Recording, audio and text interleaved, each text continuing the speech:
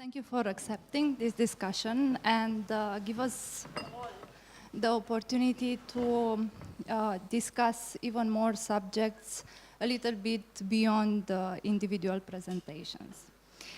I will start with, let's say, a little bit sensitive subject in the sense that recently we learned and we see everywhere the discussion that human jobs will be replaced with advanced technology and artificial intelligence. Ben, I'm giving this question to you. About this tension, do you think the companies are the ones to react and to slow down with the level of this question, of this tension?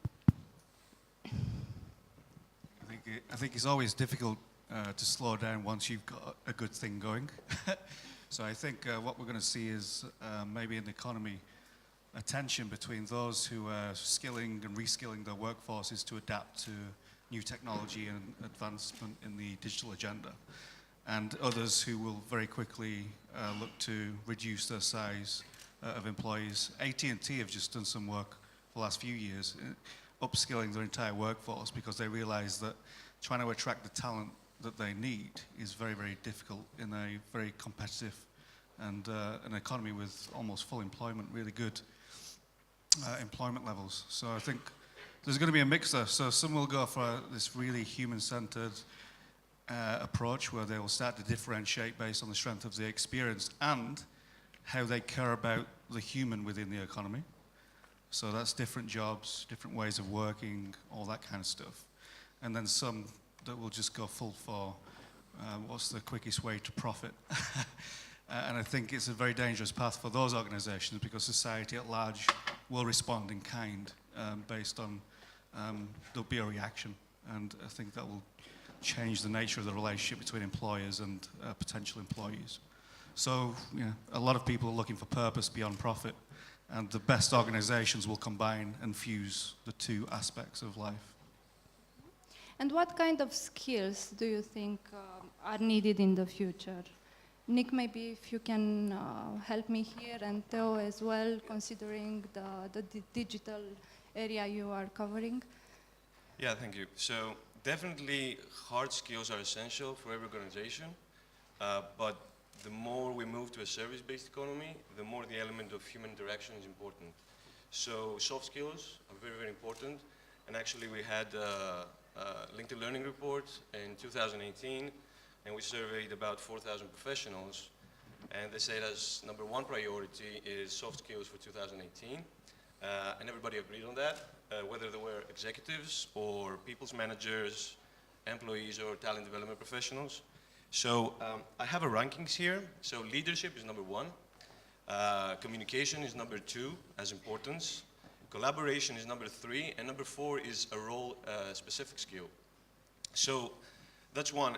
The other is that hard skills are actually useless if you don't round them up with a lot of soft skills, because we've seen that soft skills are what is fueling growth in a company. Theo, what sort of skills are employees now asking? Yeah, and how do you see it from I tend to agree. I think soft skills are very important.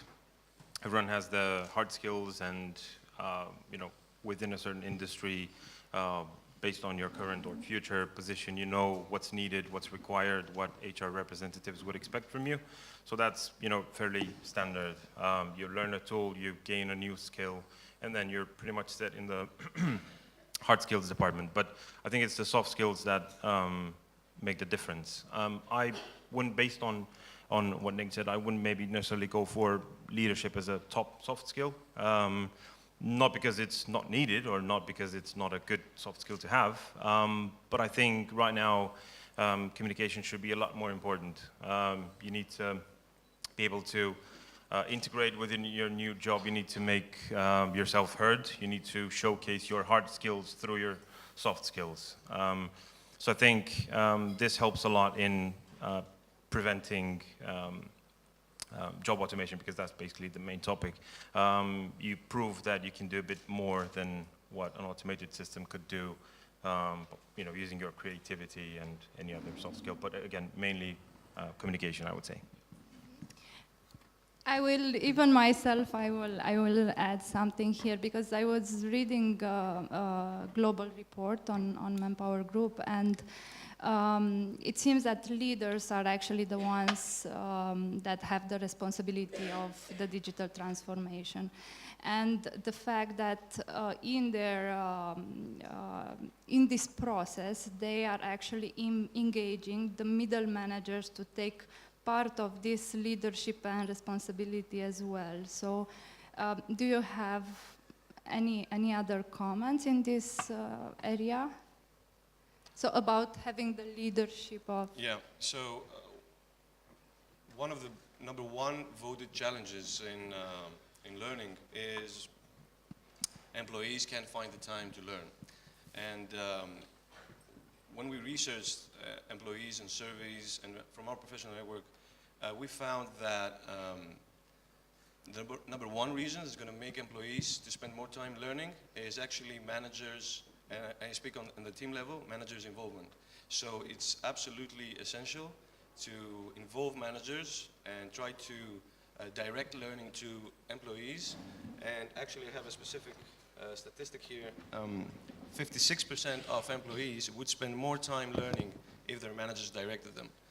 And because we referred on that, 44% of employees would spend more time learning if that was binded to promotion, 45% if their peers recommended to them, and 40% if they were incentivized to actually learn. So number one reason that they can spend more time, involve the managers, is absolutely essential. And at the end, who has the responsibility, the individuals or the companies? Both. Okay. And I can elaborate more.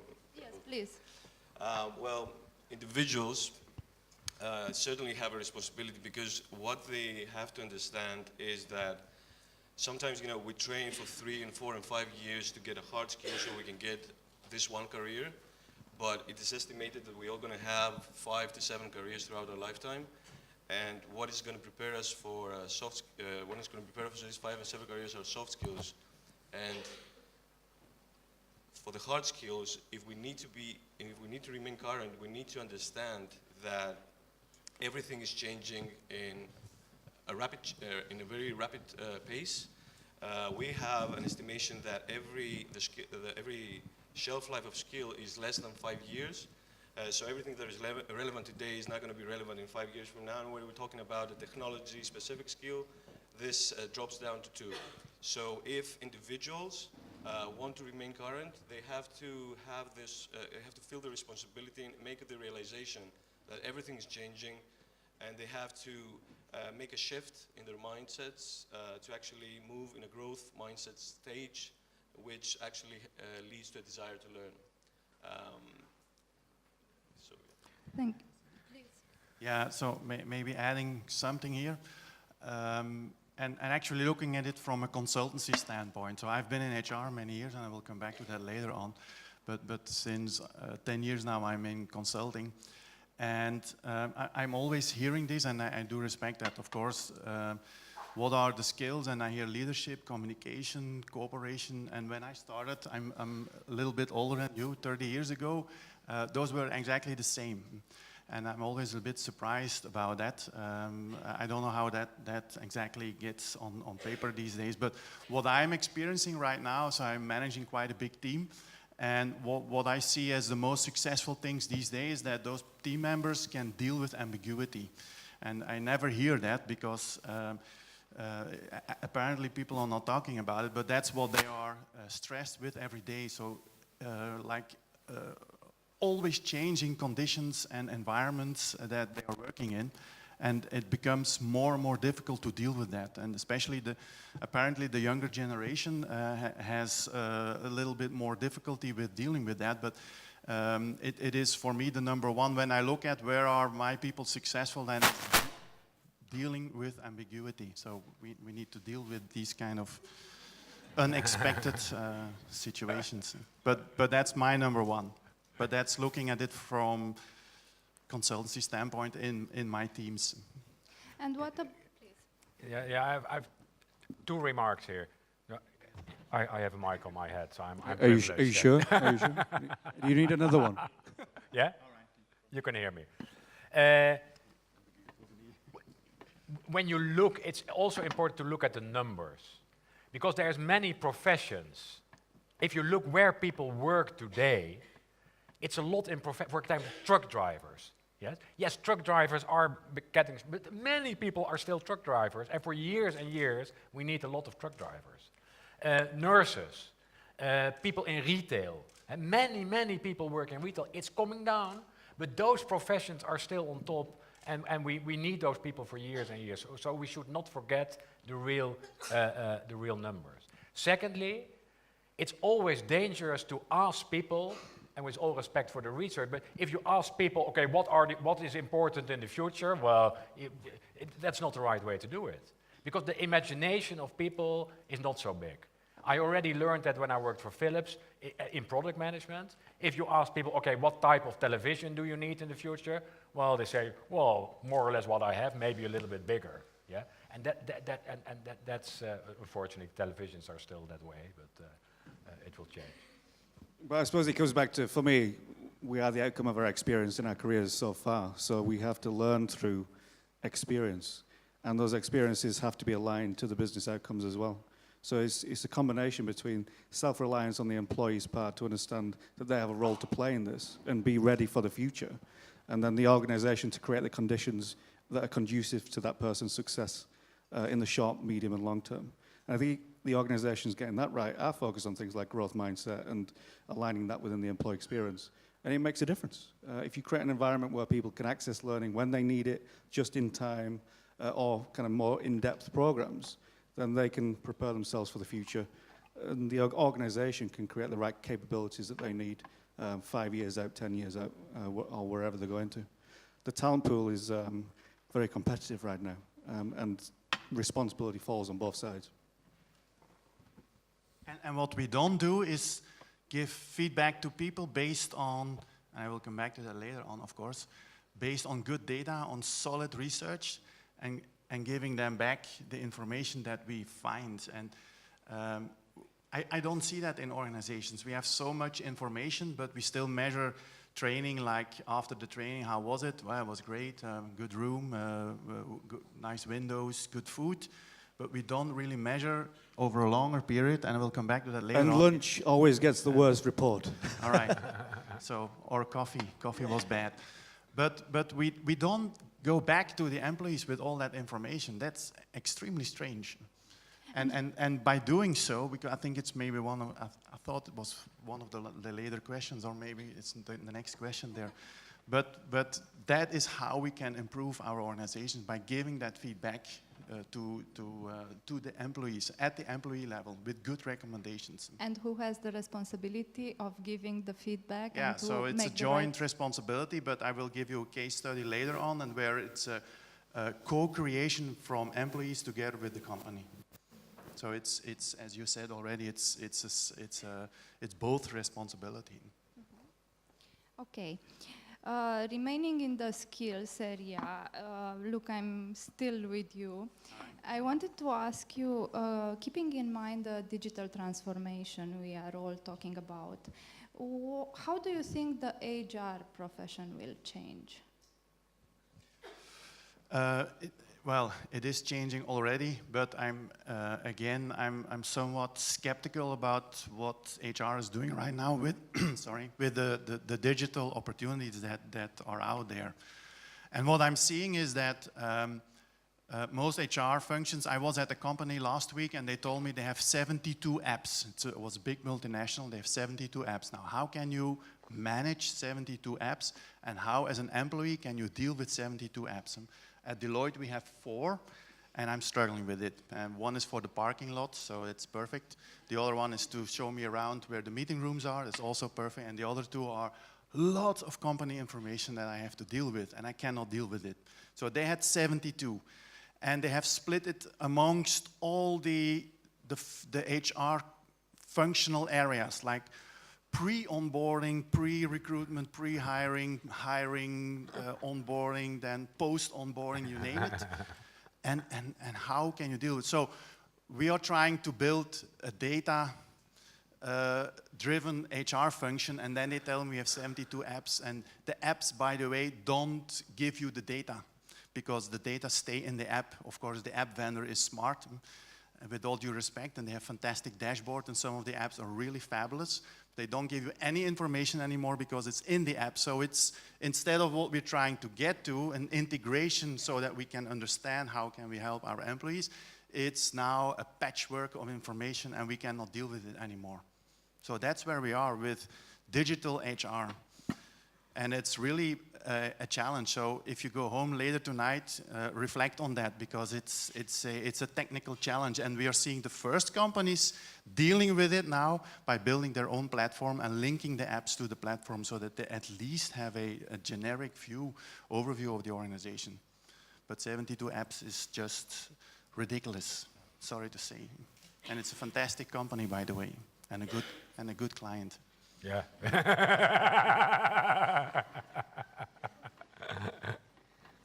I think they'll be a good client for a long time. Yeah.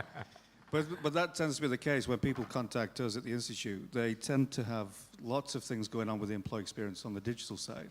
And like I said, that integration doesn't exist, where you draw them all together and that you really amplify the impact and the outcomes that people experience. Because it's about creating a seamless experience for employees from pre-hire to retire, but giving people the functionality and the things that they actually need and use. A lot of organizations, they're putting out things like, I won't mention the products in name, but they're not getting any buy-in and they're not creating a kind of atmosphere where people want to use them because it's so clunky and difficult to use or it's not relevant. So I think that's the first thing organizations deal with when starting that digital journey. So do you think the leaders need to check with the employees and to ask for their impression before implementing whatever tool? Yeah, I think absolutely. I think the co-creation approach is absolutely the right one. You've got to work with employees. You've got to put the user at the center of the experience. So how accessible is it? How can they use it? How does it make their job better? How does it make their workplace experience better? And I think if you're answering yes to those questions, then you start off in the right way. But I think most people, it stays at the corporate HQ, then they start to roll it out across markets, and they're very surprised when they feel that they're not getting the buy-in that they intended. But you require a totally different breed of HR professionals. And that's a little bit tragic today, that most of it we talk about is about HR operations, in giving people a good experience, not the 72 apps, giving them, but that's about service, it's about IT, it's about customer intimacy. Well, generally those skills are not, they're elsewhere. So, and then you need, but most people, most HR professionals have kind of drifted to business partners and those type of roles. Well, they are disappearing. So we don't need a lot of those, but we need people who can really run operations in a good way and design that in a way which is close to the employees. Well, we spoke about this last night over dinner, and I gave the example that a very senior VP of HR, they changed it to people experience. One of the first new appointments was an industrial designer. So they're really designing holistic experiences that resonate deeply with employees, and there's those outcomes that I spoke about in the presentation.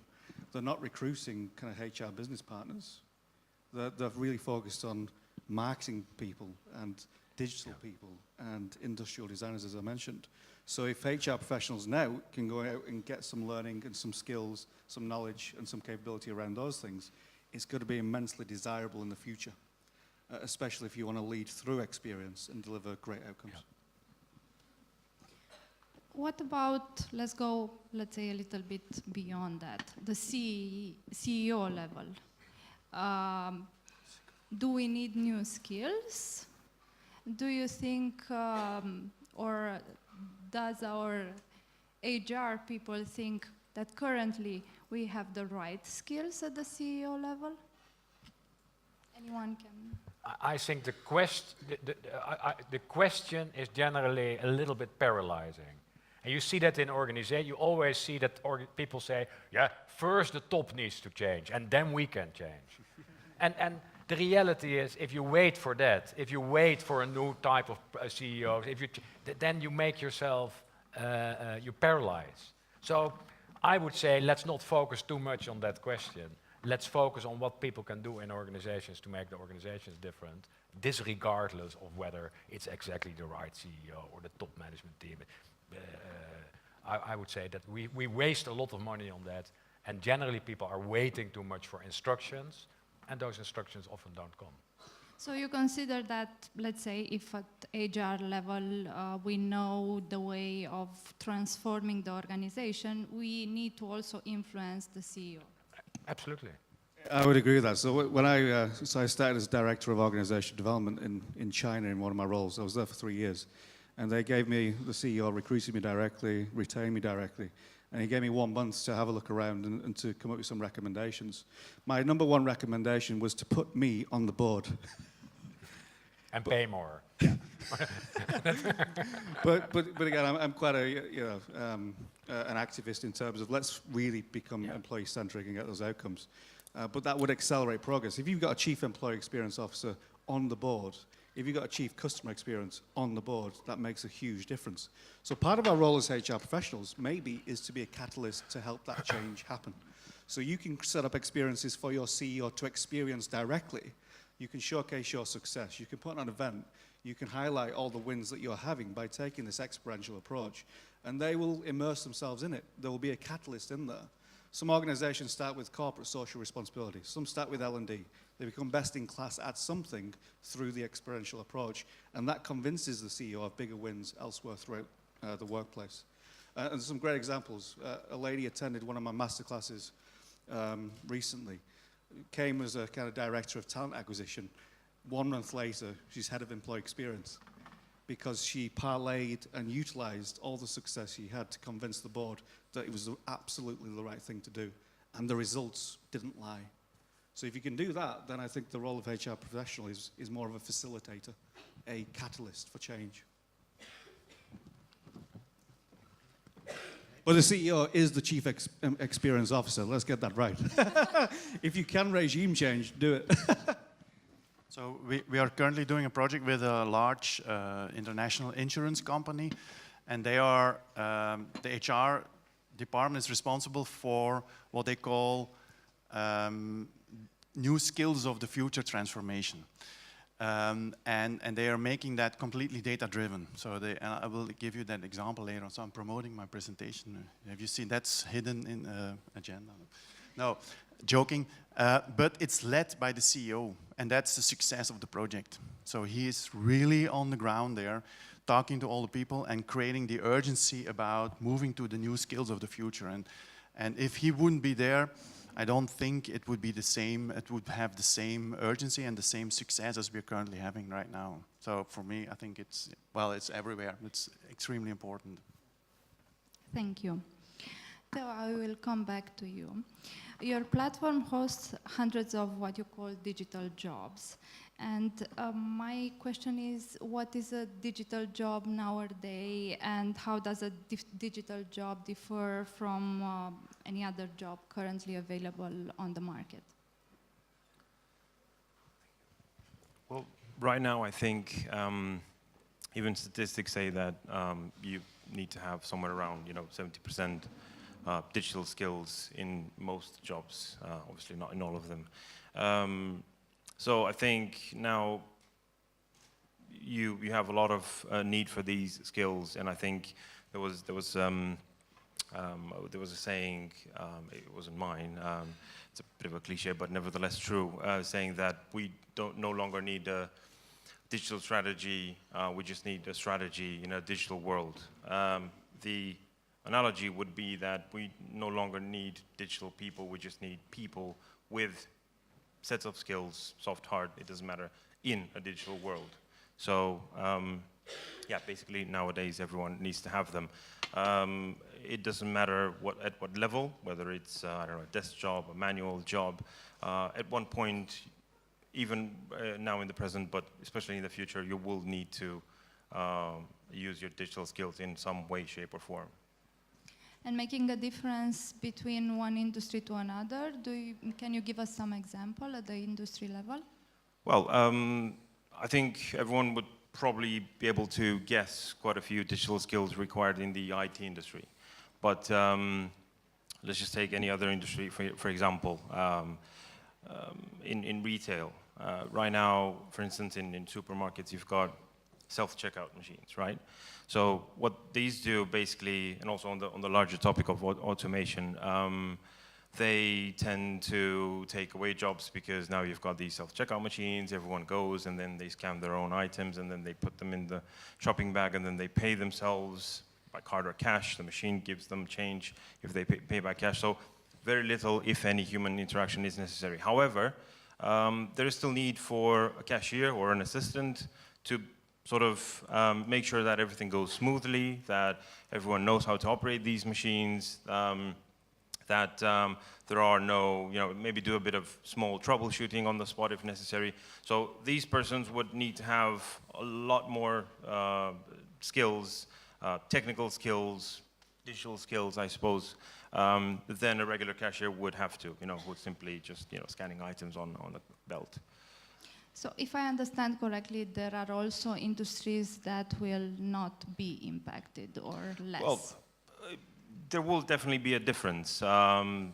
Within the same industry I mentioned, retail, I think this is a perfect example of how it will be impacted. It already is impacted, okay? So you've got less jobs, but then again, you've got at least a couple of other aspects as well. One of them being people who still get to keep their jobs, albeit reduced number of jobs, need to gain new skills. So this is one other effect. But it also shows that even for the foreseeable future, and when I say that, I mean, a good, 50, 100 years probably from now on, there will still be need for human interaction at a definitely much smaller scale, but, those jobs won't be completely wiped out. I think there was another statistic saying that within the past 50 or 60 years, one of the very few jobs which has been completely wiped out was elevator operator. So everything else has a degree of automation in it. I think about 30% of the tasks in about 60% of the industries can be automated or are already automated. But again, the need for human presence is still there. Any other comment here?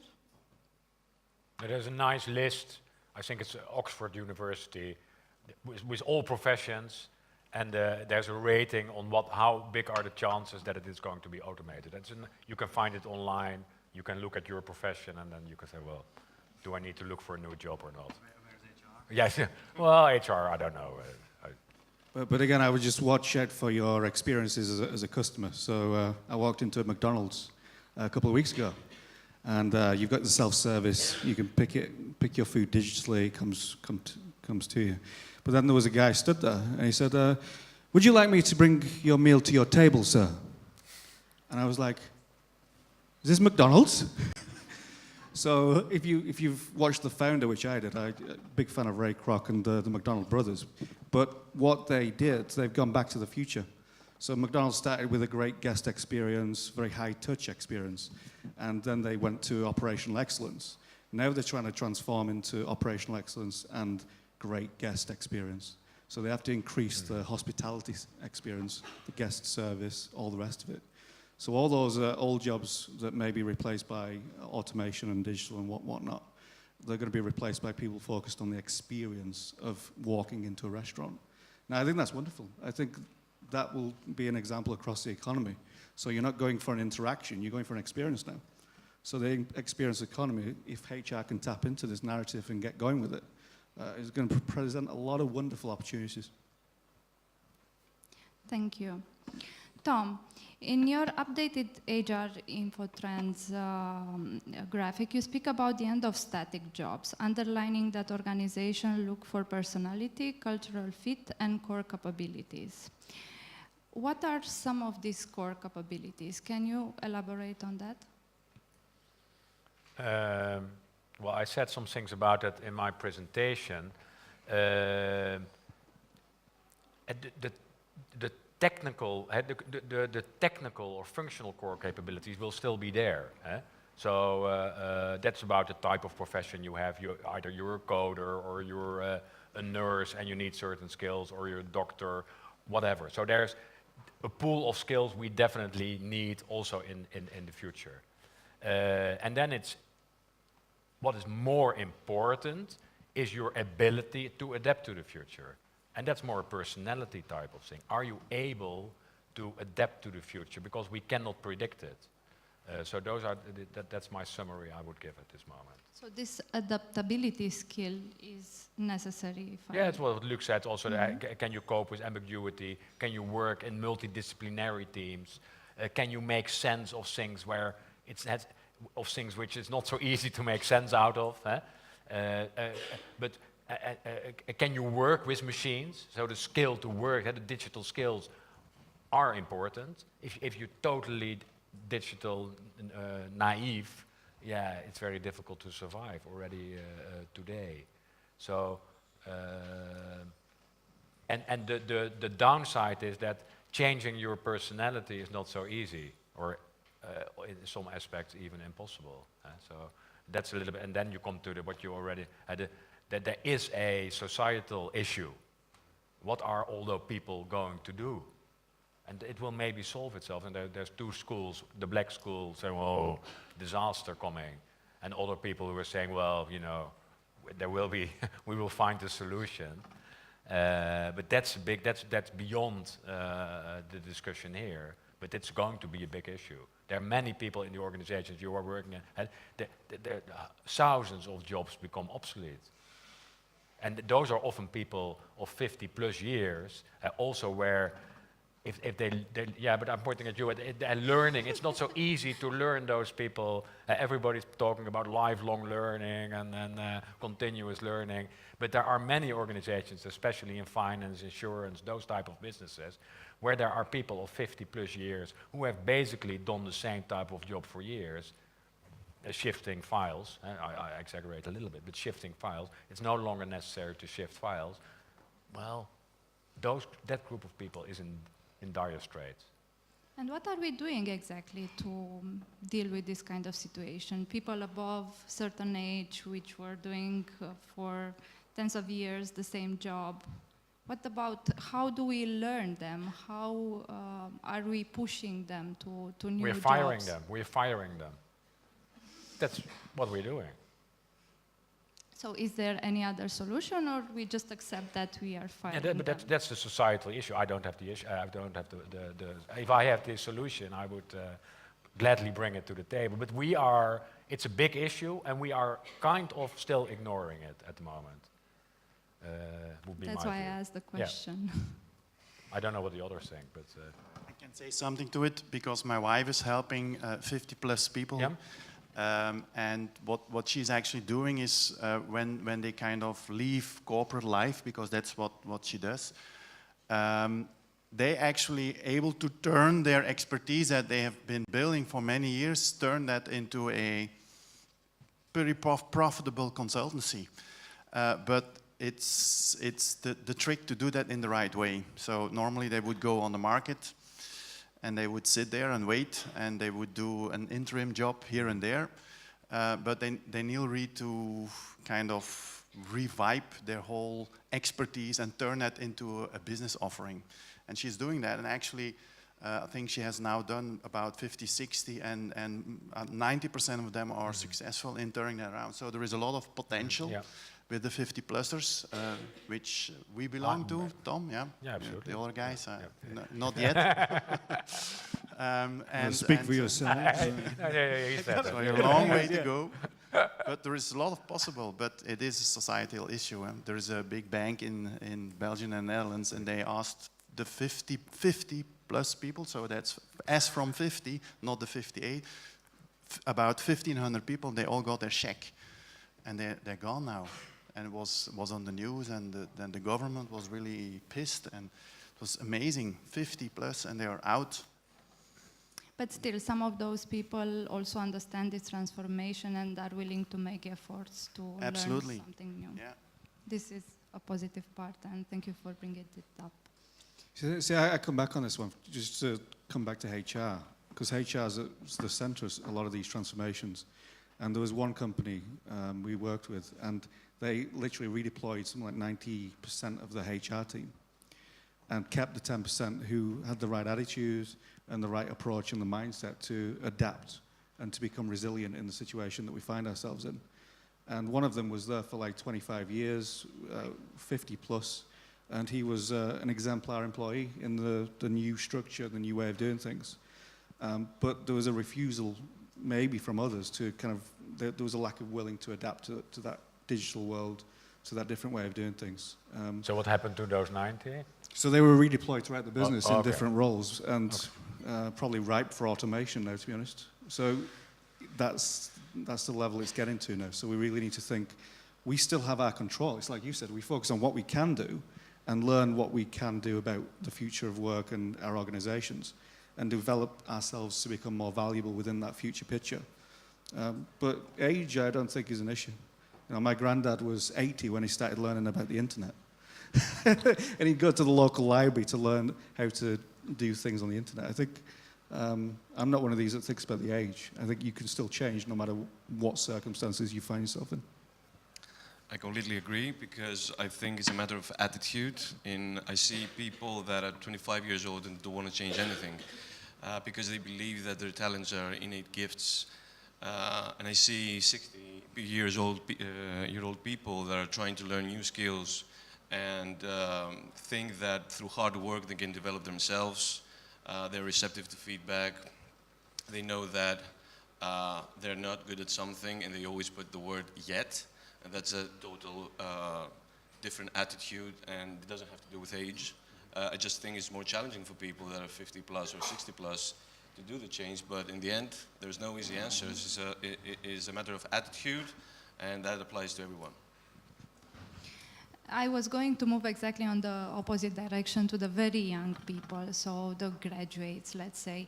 Do you think they already have the skills necessary for this transformation? So at a very young age, when people are just exiting universities, and we as HR are trying to close position and to hire them, do you think they are ready and have some skills that maybe in the past were not so available on the market? Well, it's an other society issue, I would say, because if you look at the way education is organized, at least in the countries I can see, a lot of it is still very old-fashioned. So a lot of the young people are educated partly in the wrong direction. It's also with young people entering organizations, because then people say, oh, the digital native and the young generation, they will, well, often they are already programmed in a way which you basically don't want them to be programmed. So I think it's absolutely an issue. Partly it should be done in education and training early on. Is it happening? I don't see a lot of that. And of course, organizations can do things there as well. But it's not automatic. Thank you. Any other comment? I think this is where employee experience comes really to the fore in enabling young people to thrive in the workplace, so creating that right environment for them. There's a great practice within a lot of organizations now, reverse mentoring. Coaching and mentoring is, beautifully aligned to what we're trying to achieve with employee experience. And they're taking their older employees, and the older employees are sharing their skills, knowledge, and experience with the younger employees, and vice versa. So the young people are teaching the older employees about digital life and using apps and various other things. So it creates that connection throughout the organization. We launched a program, and it was 1/5 of the organization wanted to take part. It was that much of a great experience and valuable in terms of connecting people, regardless of whether you're sitting on the C-suite board, right through to whether you're a new graduate or apprentice coming into the business. It levels the playing field and takes people out of their comfort zone as well. So if you're learning about apps for the first time or doing something online for the first time, that could be quite uncomfortable. But if you've got a 21, 22, 23-year-old helping you through that experience, then that creates a very memorable moment for both parties. and I completely endorse that approach. It's great. Still from the recruiting perspective, I can tell you that we do have challenges in integrating people above a certain age in organization. And very often we receive the feedback they don't fit. Even though this doesn't mean the fact that somewhere there, a junior person will not teach the newcomer the digital part, but still the culture is perceived as being different, and this kind of people do not fit. How do you see this part? Sorry, thank you. Yeah, I was just about to say, I used to work in IBM before, a digital job, and I think that's a very good example of how people from different generations, totally different generations, work with each other, and also how the people from the older generations adapt to the new digital landscape. I used to work with the UK and Ireland markets, and everyone in the UK and Ireland was, I think, 50 plus. And they were doing, digital marketing, they were doing events, they were doing marketing automation as well. So, fully adapted. You wouldn't probably think of IBM as a sort of a go-to company to give this example of how it can be done and how it is done. But it was one of the good things, and it happened. And the fact that there was this global marketing center here in Bucharest, and we were working with them, and there was a totally different picture here where I think there was hardly anyone over 40 years old. This helped as well, because basically you had 25, 30-year-olds working with 50-year-olds in the UK, and it was quite similar to the sort of mentoring, coaching that Ben mentioned, because you do it day in, day out, and then it's much easier for them to learn, to adapt, to integrate, and then there's also not a feeling of being left out or not being helped to actually gain these skills. But ultimately, it's as I said, it's down to personal choice. Whoever wasn't willing or capable, because sometimes it's simply about ability, and also, obviously, if you don't have the opportunity within the company you're working for, then that's going to be a very difficult task to overcome. But the bias of organizations is super big. So there's a bias against older people cannot learn. But also, for example, people who are handicapped. Every country, there's a big issue to get handicapped people to work. While they can do, they can do their job, they can do many jobs in a very good way, but people say, the bias is, we better have someone who can walk or who is not handicapped. So it's older people, it's handicapped. So there's a lot of biases out there, and they are super difficult to overcome. It's also against ethnicity. So those issues should be tackled. I don't know what your experience is in Manpower, but if you introduce candidates who are not native, many organizations still say, can you not send someone? From our experience, indeed, we do have cases where, let's say, from the recruiting perspective, we need to do more effort to close a position with someone above a certain age. But this doesn't mean that we don't put this effort, and we are trying to the best we can, because the skills are there. Yeah. The attitude is there, and actually, from what we see in the interviews, we do not consider there will be a challenge in integrating in the future organizations. Okay. We still have around 15 minutes, and considering the fact that we have in the room mainly HR leaders and people who would need an advice regarding to this digital transformation, and considering your broad experience above many countries, I would like to give the opportunity to each of you to give a few thoughts on this, and let's say even advices. So what would you do? Or we need to focus on what? First of all, I'm really jealous of his fancy microphone. But we have to do this. Okay. The advice we try to give from LinkedIn is, first of all, try to create a culture, a learning culture. And this is processes, organization values, make people feel safe to make mistakes, to innovate, to try new things, and create this desire for increasing their knowledge and increasing their performance.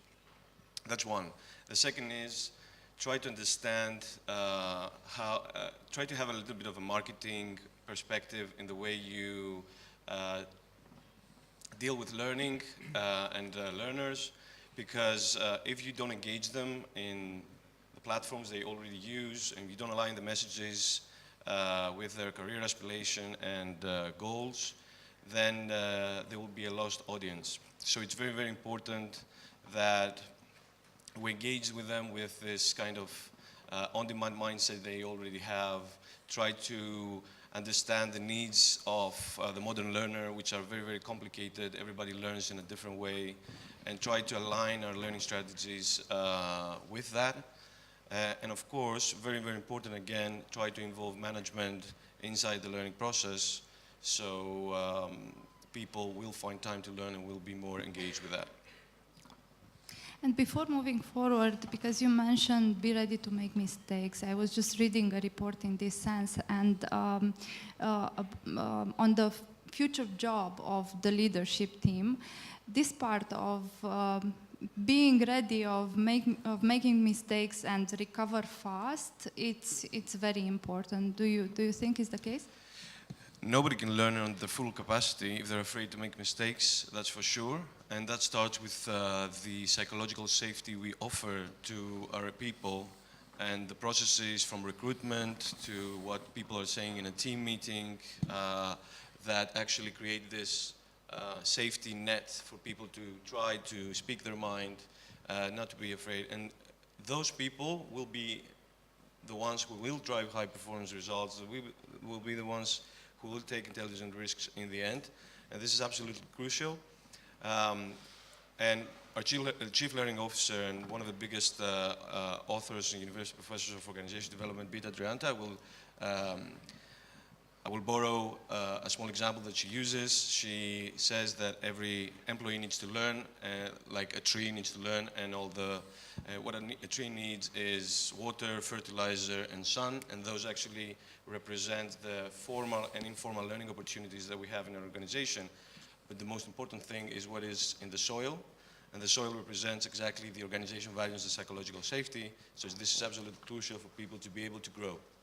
And the difference is that if they don't feel that they can grow, they will take their roots and will go to another soil, which will happen in business life, but will not happen in tree life. Tree will die. Ben, Yes. do you want to continue, Ben? Yeah, I suppose for me it comes down to what are we building in the first place? Are we building a corporation? Or are we building a community? And I think a community grows together, they learn together, they share together through experience. So I think, as you said, the alignment between the values, the mission, the purpose, the strategy has to be really crystal clear between the employees and the business. So there can be no separation between employees and the strategy. And they must understand how they can contribute, how they can learn and grow, but also get the feedback they need when they need it, not once a year in some outdated performance review appraisal system. Get rid of that straight away. Snappy feedback, continuous, on all the time, help them grow and develop in real time. And I think that goes a long way to helping people adapt to changes and become more resilient in the workplace. But I think there's lots you can do around that, but connection, community, getting the context right around how you build your experiences, rather than just, okay, we're going to introduce this app because it's cool and someone else does it. I don't think that actually works because it's not authentic and employees will see through it. So I think co-creation comes into it as well. Co-create the strategy with employees rather than for them. And I think that will kind of level out the success in some of these endeavors. You say we need to, we have to, and in Romania we really like clarity. You don't. When you say we, you're referring to HR leaders, to the CEOs, to the business line directors, or The all five, of us five. together?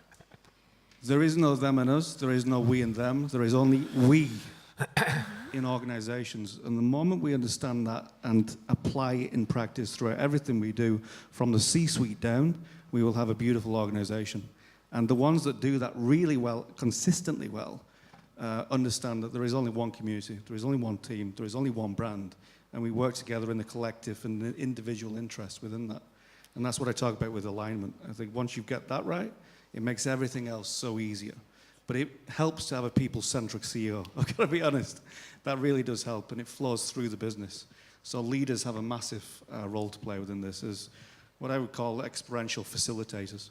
So they help people make the connections to opportunities, to experiences that will help them develop and grow and prosper within their existing roles and the future roles that are upcoming. Tom? Yeah, I have 3 things, very quick. My advice, your question is, what is your advice to the audience?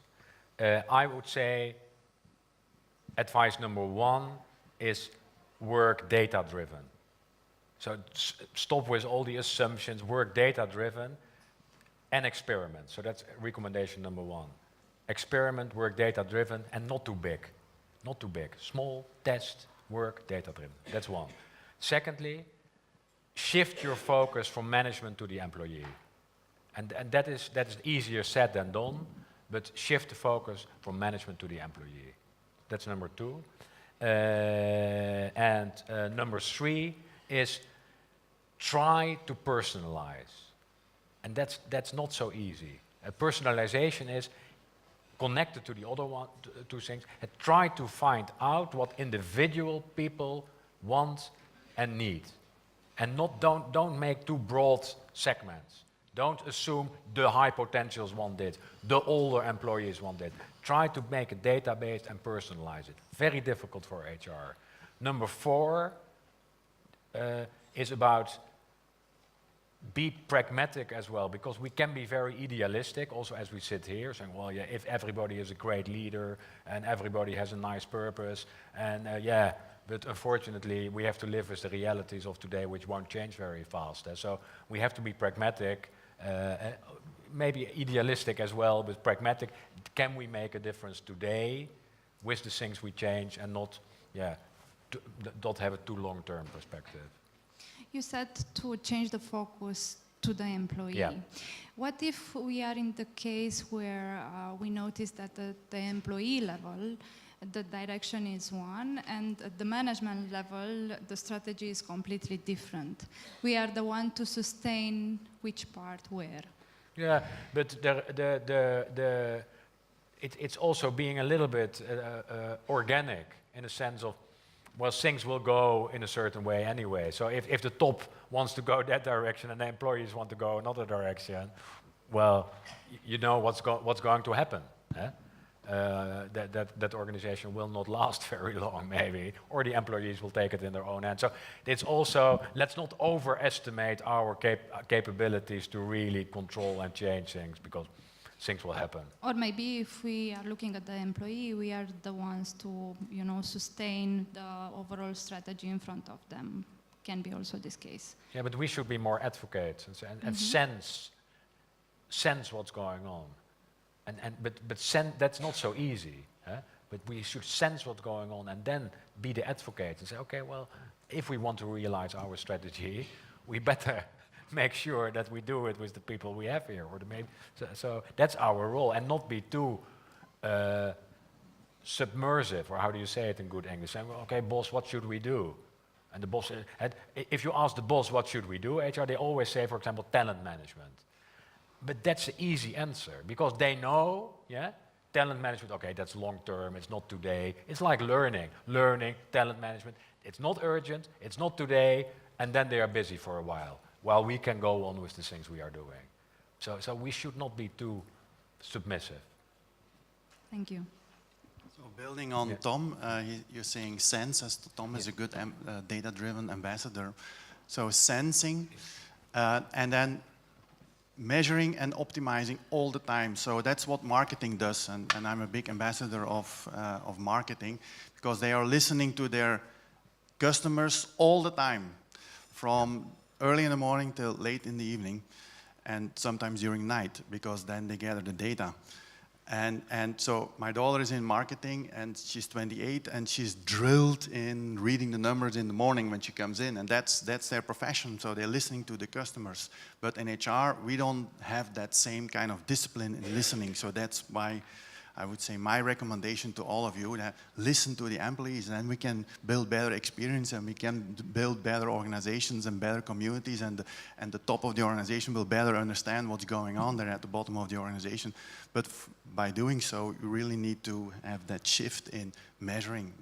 And you will see later on, it's not just like sending out a survey once a year. Can you imagine marketing sending out a survey to their clients once a year, and then building lots of actions during the year, assuming that they are changing and optimizing the customer management? That's totally impossible, but HR is doing that. So let's change it.